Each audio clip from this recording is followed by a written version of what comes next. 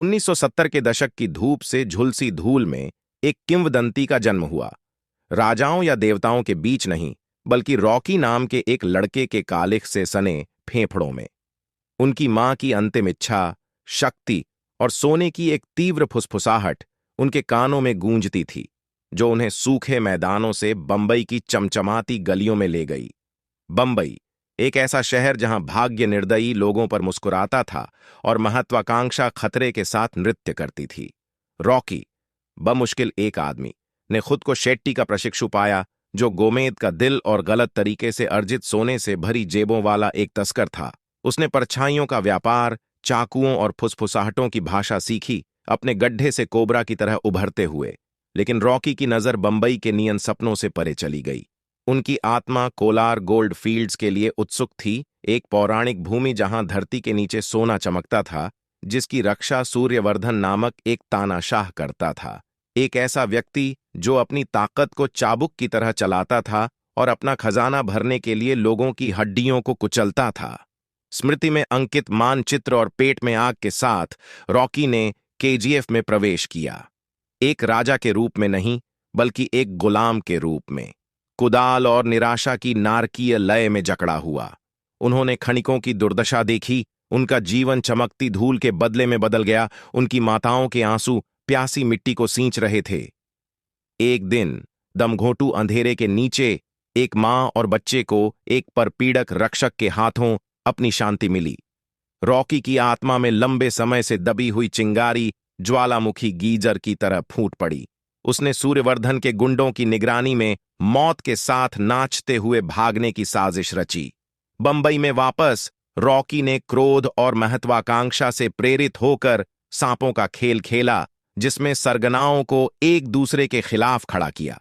उसने एक क्रूर डॉन एंड्रयूज को अपने मोहरे के रूप में इस्तेमाल करते हुए धोखे का जाल बुना। मृग तृष्णा की तरह चमकते बॉम्बे के वादे ने एंड्रयूज को रॉकी की मुस्कान से टपकते जहर से अंधा कर दिया। एक हत्यारे के प्रहार और एक चालाक हाथ के साथ रॉकी केजीएफ में लौट आया। अब वह एक गुलाम नहीं था, बल्कि एक किंग कोबरा था जो अपने दांत फैला रहा था। उसने सूर्यवर्धन के साम्राज्य को उखाड़ फेंका। उसके खून से लटपट आक्रमण ने खदानों को भयावह लाल रंग में रंग दिया। शक्ति उसके दीपक से निकले जिन्न की तरह रॉकी की रगों में प्रवाहित हुई और उसे एक क्रूर निरंकुश में बदल दिया। उनका शासनकाल सोने और खून का तूफान था, जहां वफादारी एक नाजुक धागा थी और विश्वासघात हमेशा कटार बना हुआ था। उसने उन सभी को कुचल दिया जिन्होंने आगे बढ़ने का साहस किया, यहां तक कि पूर्व सहयोगियों को भी। उनकी हड्डियां उसके सिंहासन के रास्ते में बिखर गईं। लेकिन रॉकी का साम्राज्य, जो खून और महत्वाकांक्षा से बना था, क्षितिज पर चल रहे तूफान से बच नहीं सका। भारत सरकार एक दृढ़ निश्चयी सीबीआई अधिकारी द्वारा उकसाए गए एक धर्मात्मा हाथी के रूप में केजीएफ की ओर बढ़ी, जो लालच से तराशी गई मूर्ति को तोड़ने के लिए तैयार थी। प्रतिद्वंद्वी गिरोह भूखे गीदड़ों की तरह किनारों पर चक्कर लगा रहे थे, रॉकी के साम्राज्य के ढहाने का इंतजार कर रहे थे। और रॉकी, किंग कोबरा, अपने सुनहरे सिंहासन पर बैठा हुआ अपरिहार्य टकराव का इंतजार कर रहा था। क्या वह सीना तानकर खड़ा रहेगा या अपनी ही महत्वाकांक्षा के बोझ तले दब जाएगा, यह तो समय ही बताएगा।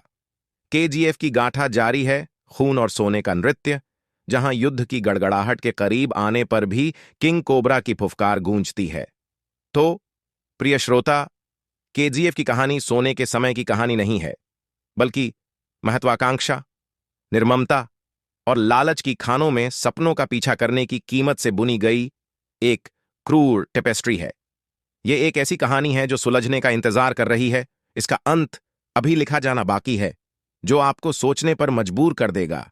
क्या किंग कोबरा आजाद हो जाएगा या उस आग में भस्म हो जाएगा जो उसने खुद जलाई थी?